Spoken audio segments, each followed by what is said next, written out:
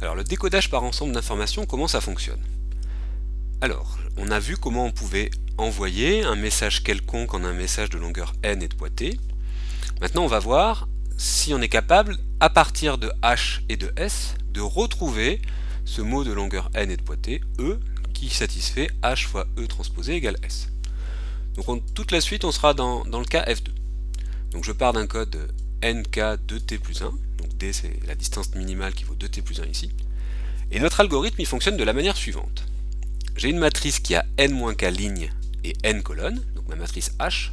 J'ai un vecteur S qui a n-k coordonnées, ici, et j'ai un entier T. Et il faut que je trouve un moyen de retrouver ce vecteur E de longueur n et de poids t qui vérifie HE égale S. Alors comment faire? Donc le petit schéma qui est là essaye d'illustrer un peu cette méthode-là, et on verra en exercice après comment ça fonctionne sur plusieurs exemples. Alors, je vais tout d'abord prendre en jaune des colonnes aléatoires de ma matrice H. Donc je prends aléatoirement des colonnes, celle-ci, celle-là, donc là il y en a une autre, j'en prends deux, une, là par exemple j'en prends deux, là j'en prends une, voilà. Disons que je prends 5 colonnes, en tout cas j'en prends n-k, autant que H a de lignes, je prends 5 colonnes au hasard de ma matrice H, et je permute cette matrice de manière à avoir ces 5 colonnes qui sont au départ ici. D'accord, j'ai juste permuté les positions des colonnes de H pour obtenir les 5 colonnes que j'ai choisies aléatoirement à gauche.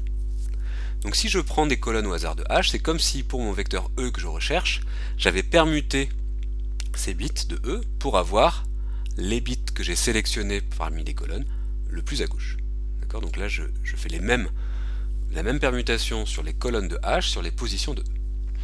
Ensuite, je vais faire un pivot de Gauss. Donc je vais faire des combinaisons linéaires des lignes de cette matrice pour avoir ici l'identité. Donc je fais ces combinaisons linéaires là, donc je fais la somme de la première ligne plus la deuxième par exemple, la première plus la troisième plus la quatrième, etc. En tout cas je fais des combinaisons linéaires ici pour avoir ici l'identité.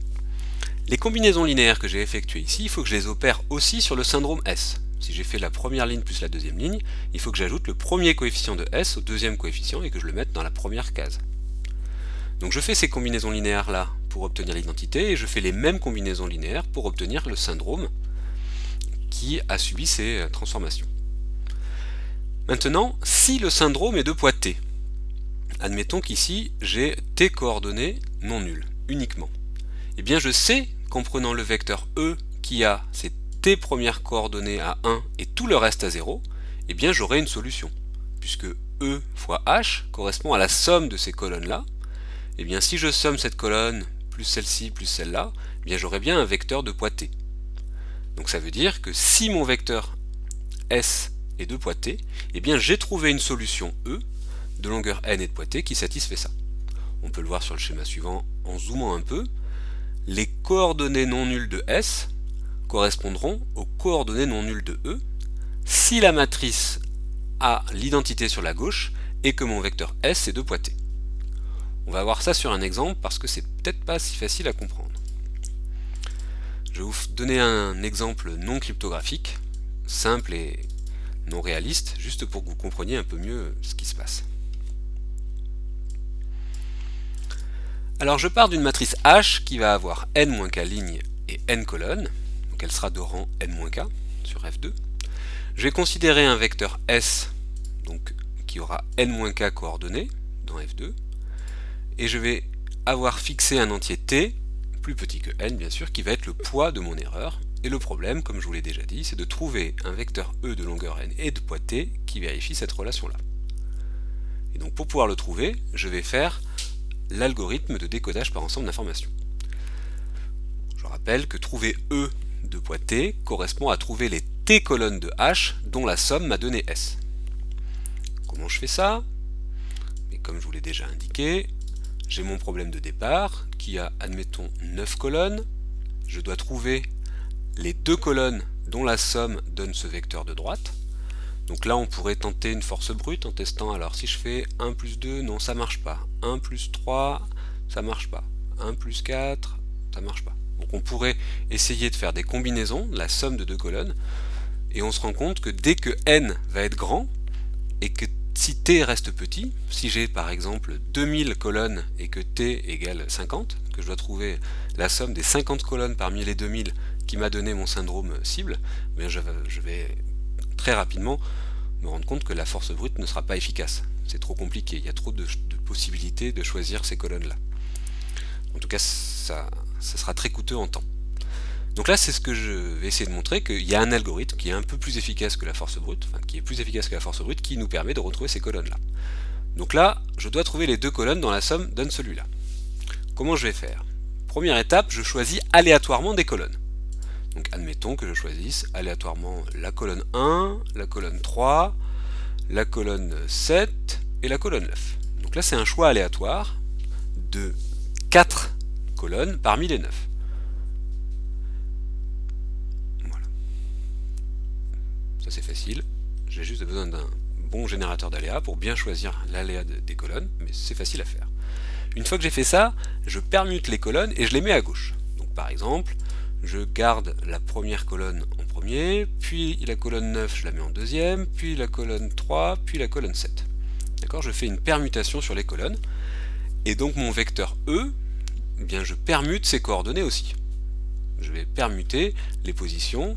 Si ici j'avais E1, donc je garde E1, ici je mets E9, ici je mets E3, ici je mets E7, et les autres je garde 5, 6, 2, 8, 4. Voilà, je fais des permutations, mais cette partie-là va nous intéresser un peu moins.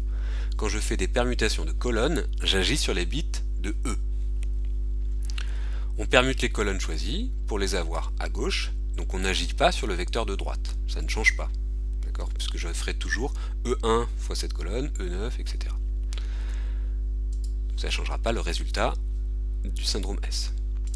Maintenant je vais faire mon pivot de Gauss. Alors pour pouvoir faire mon pivot de Gauss, je vais faire des combinaisons linéaires des lignes de ma matrice. Par exemple, pour obtenir cette ligne-là, 1 et 3, 0, j'ai dû faire la ligne précédente 2, plus la 3, plus la 4. Si je fais la somme de ces trois lignes-là du slide d'avant, j'obtiens bien un 1 ici, et des 0 partout ailleurs. Donc les combinaisons linéaires des lignes que j'ai effectuées sur ma matrice, je les effectue aussi sur mon syndrome. C'est-à-dire que je prends la deuxième coordonnée du syndrome, que j'ajoute à la troisième et à la quatrième, et je la mets ici. Pour la deuxième ligne, j'ai rien fait, j'ai pas bougé. Donc dans mon syndrome, je ne touche pas à la valeur du syndrome qu'il avait en deuxième position. Pour la troisième ligne, pour avoir un 1 ici, ce que j'ai dû faire, c'est la ligne 1 plus la ligne 4. Donc je prends mon syndrome, je prends la première coordonnée et la quatrième, et à l'époque, ça faisait 1, 1 que je mets ici. Et enfin pour la dernière ligne, ce que j'ai dû faire, c'est de faire 1 plus 3 plus 4.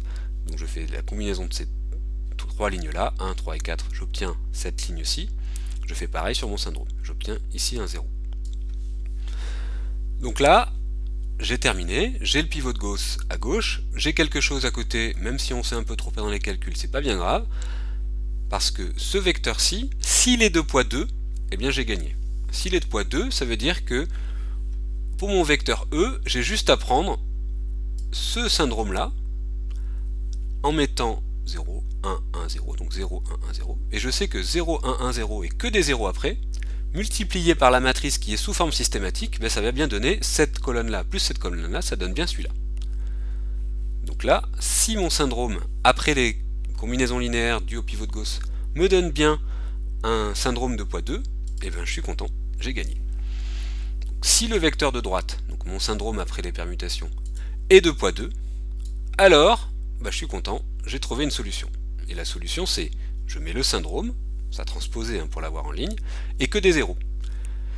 Mais si c'est pas le cas, ce qui sera pas le cas le plus souvent, parce que si n est très grand et t est petit, il faut que j'ai de la chance d'avoir choisi parmi toutes les colonnes celles qui ont une valeur de l'erreur qui n'est pas nulle. Si c'est pas le cas, je recommence en prenant d'autres colonnes aléatoires. Donc là, d'autres colonnes aléatoires, je repars du départ, et les 4 colonnes que j'avais choisies tout à l'heure, ça fonctionne pas, donc j'en prends 4 autres. On voit bien que si n est grand et t est petit, tu as de grandes chances de ne pas choisir les bonnes colonnes. Il y a de bonnes chances que quand je prenne mes 4 colonnes parmi les 9, j'en oublie une qui est une colonne qui appartient à la solution E, et du coup je peux pas trouver le résultat S de poids 2 notre exemple.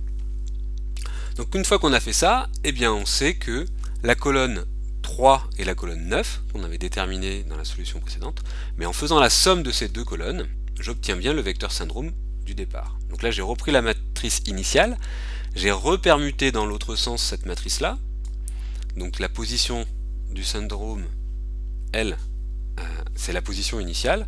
La position de mon vecteur erreur, eh bien j'ai repermuté la valeur initiale dans la position correspondante, et j'ai remis la matrice initiale. Donc là il n'y a pas de pivot de Gauss qui a été effectué, je suis reparti de ma matrice H de départ.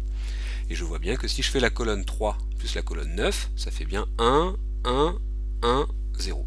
Donc j'ai trouvé deux colonnes dont la somme fait bien mon syndrome objectif. Donc ça veut dire que mon algorithme a fonctionné parce que dans mon choix de colonnes aléatoires, eh bien j'ai bien choisi les deux colonnes qui correspondaient à leur somme donne mon syndrome.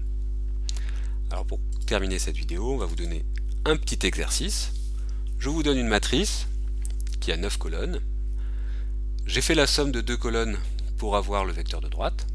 Donc là ce qui est important, c'est bien de donner la somme de deux colonnes. Parce qu'on voit par exemple que la dernière colonne match. Si je prends que la dernière colonne, ça me donne déjà le syndrome. Mais c'est pas ça que je veux. Moi je veux deux colonnes dont la somme donne le vecteur de droite. Donc là, comme c'est un exemple non cryptographique, pas très grand, on peut facilement retrouver assez rapidement que c'est par exemple les colonnes 3 et 4. Il y a probablement d'autres solutions. Ce qu'on veut en cryptographie, c'est qu'il n'y ait qu'une seule solution. Donc on va pouvoir choisir n suffisamment grand et t petit mais pas trop pour qu'il n'y ait qu'une seule solution à ce problème-là. Donc là, je vous invite à essayer d'utiliser cet algorithme de décodage par syndrome pour retrouver la somme des colonnes 3 et 4 à donner ce syndrome-là. Donc vous allez choisir 4 colonnes parmi 9, les mettre à gauche, faire un pivot de Gauss. Donc toutes les opérations que je vais faire sur les colonnes, je vais les effectuer aussi sur mon vecteur erreur, E. D'accord. Donc dès que je vais permuter des positions des colonnes, je vais permuter les positions de E. Ensuite, en faisant le pivot de Gauss, je vais faire des combinaisons linéaires sur les lignes de la matrice. Je vais faire les mêmes combinaisons linéaires sur mon vecteur S. Et dès que S sera 2 poids 2, eh bien je sais que j'aurai choisi les bonnes permutations.